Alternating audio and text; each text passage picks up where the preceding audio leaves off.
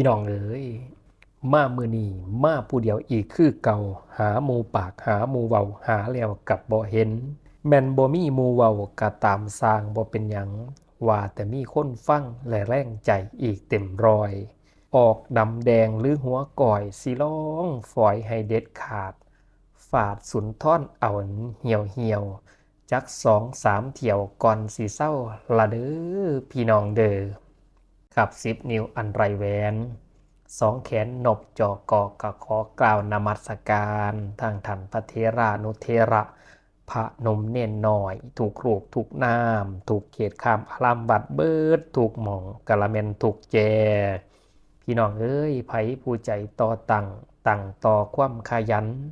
ไผผู้มันการงานกะย่อมหาเงินใดไผผู้มีเพียรสร้างหาสตางค์กะได้ง่ายไผดูหลายผัดแห่งใดไผขี่ข้านแม่นบ่มีแท้แล้วเนาะกราบสวัสดีพี่น้องมิตรหมอแคนแฟนหมอเพลงนักเลงหมอลองยาพี่น้องหมอพินศิลปินหมอลำอย่าเอื่อยอย่าอายน้องนงลุงป่านาอาพี่น้องทั้งสปปลาวทุกท่านกะละเมนทุกคนเห็นบาโตได้นางบานขึ้นผ่านข้องเมืองอย่าได้โว้เสียงข่มค้นทั้งคายเห็นบ่มีหลายแล้วอย่าทำตนดอกอวดองค์หลายเด้อบาทหาถงขาดกลสิไปสนหม่องใดเด้นอเด้นอครับช่วงนี้ก็ได้เวลามาพบพอกับจานคู่พง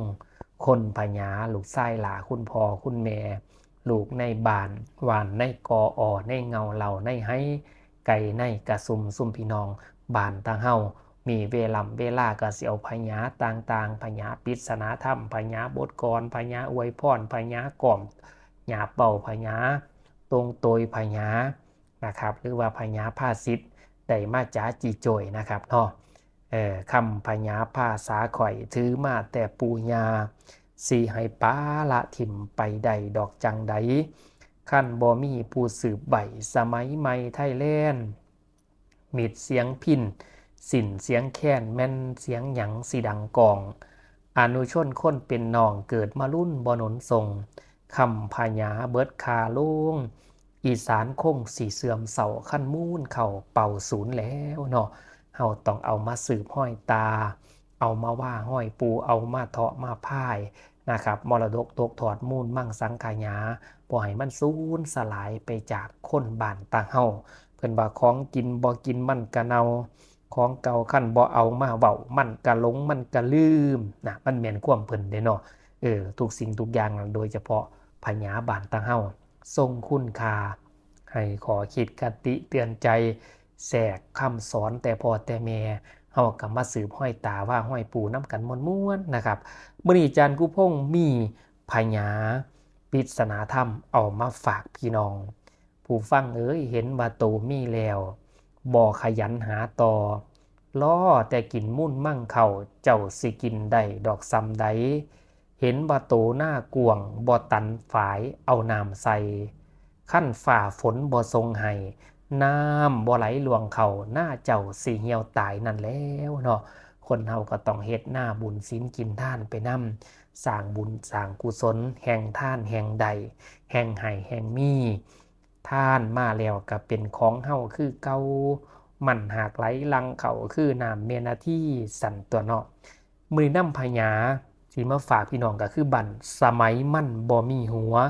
สมัยบัวบ่มีเงาสมัยเข่าบ่มีล้านสมัยม่านบ่มีผัว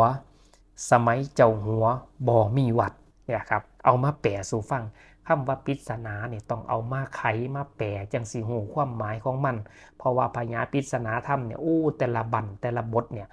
แทรกคติคำก่อนสอนใจที่เพิ่นเว้าลึกซึ้งเชิงนักปราชญ์แห่งก็ต้องเอามาไขมาแปลไปเป็นมูลมั่งมรดกตกทอดบ้านเฮาคันผู้ใดหลายท่านผู้ใดมีพญาปริศนาธรรมมวลๆเว้าพญามวลอยากออกรายการหรือมีงานบุญศีลกินทานงานใดอยากให้อาจารย์กู้พงษ์ประกาศให้กะอรรถเจาะมาบอกได้เด้อประกาศให้ฟรีเอาลืมประกาศให้ท่านพระครูเพิ่นเนาะวันที่30เมษายนงานสมโพธิหลวงพ่อคำใสวัดหลาดสามัคคี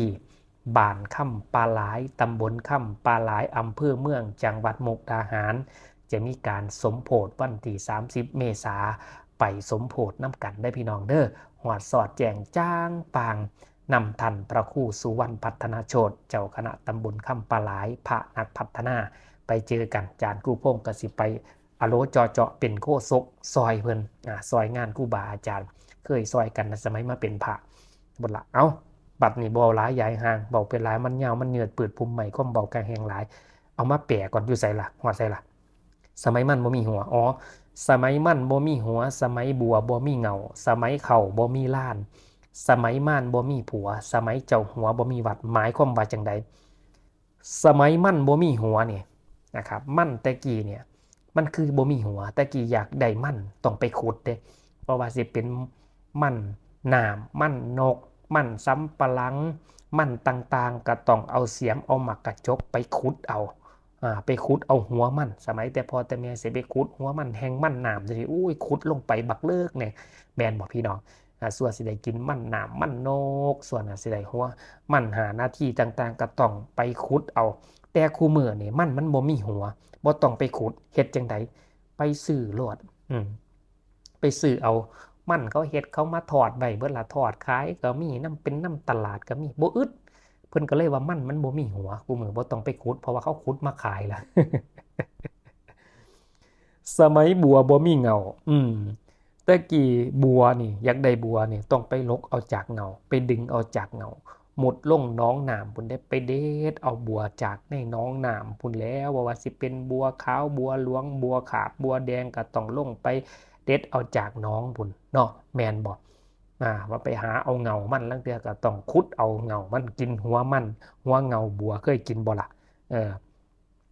สมัยมันบ่มีเงาคู่มือบ่ต้องไปเด็ดบ่ต้องไปลงน้องน้ำแล้วไปซื้ออยู่ใส่พุ่นซื้อร้านขายดอกไม้ซื้ออยู่ตลาดเขาจะมีขายวันศีลวันพระแห่งหลายลังเทื่ออยู่4 แยกไฟแดงคู่มือนี่ 4 แยกไฟแดงก็มีดอกหมอกดอกไม้เข้ามาแม่นบ่นั่นล่ะสมัยบัวมันบ่มีเงาล่ะมันมาขายล่ะตามตลาดตะลี่ตามไฟแดงมันเลยบ่มีเงาสมัยเขาบ่มีล้านเขาบ่มีล้านหมายความว่าจังไดเขาบ่มีล้านก็คือบ่มีการโศกล้านเสียล้านสมัยตะกี้ต้องโศกล้านเอาขี่ข้วยลาดล่างเพิ่นเอิ้นบาท่าล้านภูมิปัญญาชาวอีสานตั้งแต่เดิมสมัยกี่นั่นน่ะตะกี้ต้องโศกล้านแล้วเอาน้ำลาดใส่เอาขี่ข้วยมาลาดใส่นั่นน่ะต้องไม่เฮ็ดล้อมเขาเนาะสมัยแต่พอแต่แม่แล้วก็ค้นเขาหาบเขาเด้ใส่ไม้คั่นล้าวแบกมาเอามาใส่ในล้านใบกว่าสิมาตีมาฝาดจังซั่นนะคู่มือนี่บ่ต้องมีล้านเขาแล้วล้านก็บางทีเอาล้านผาแยงบ่ได้เฮ็ดล้านแบบสมัยแต่พอแต่แม่บ่ได้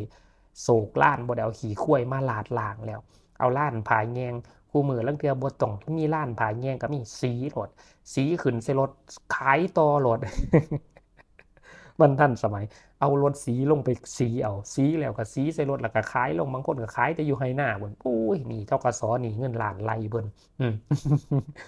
นี่เขามันก็เลยบ่มีล้านเนาะบ่ได้มีเฮ็ดล้านกูมื้อนี่เอาขึ้นเหล้ารถแล้วเอาไปขายขึ้นรถไปเลยนั่นน่ะ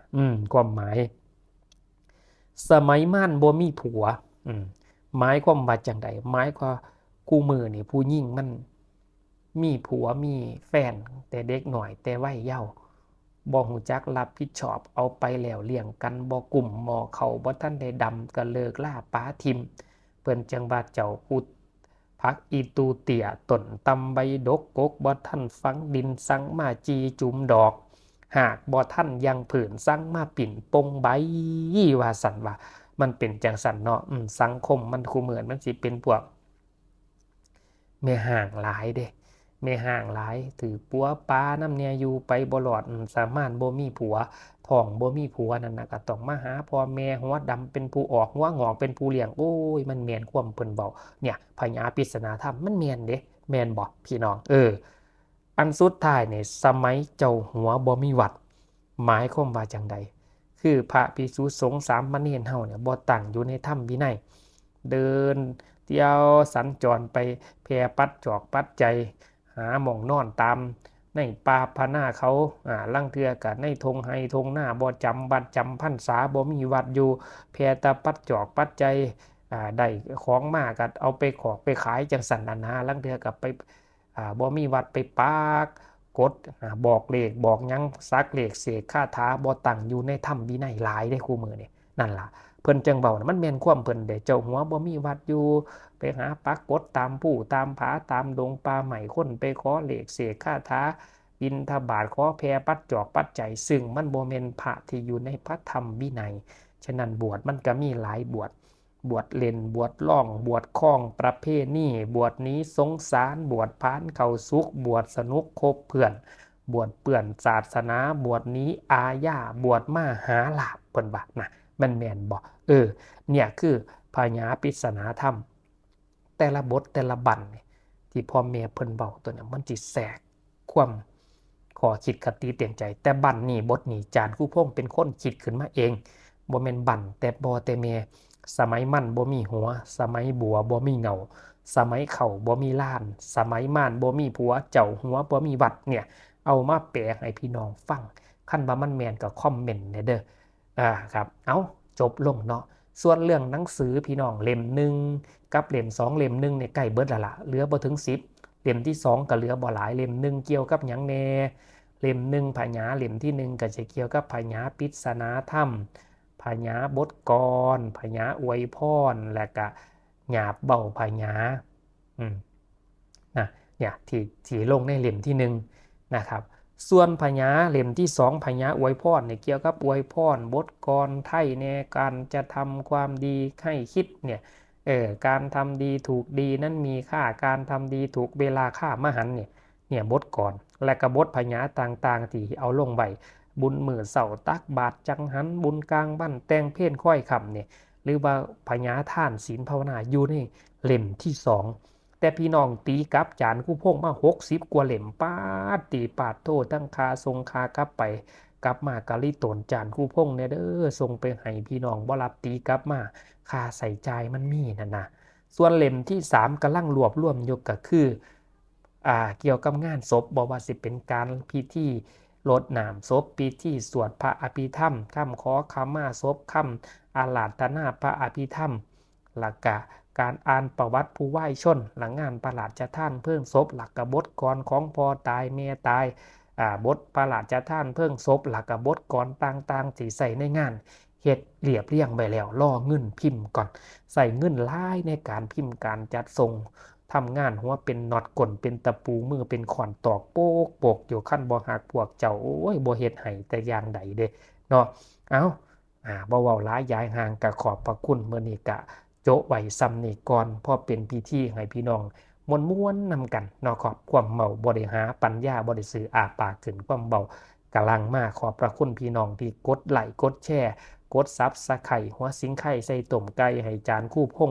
แล้วก็คอมเมนต์ให้แรงจี๊ดแรงใจเนาะก็ขออำนวยอวยพรให้พี่น้องจานคู่พงก็บ่มีอีหยังให้มีแต่คำอวยชัยอวยพรให้น้องพี่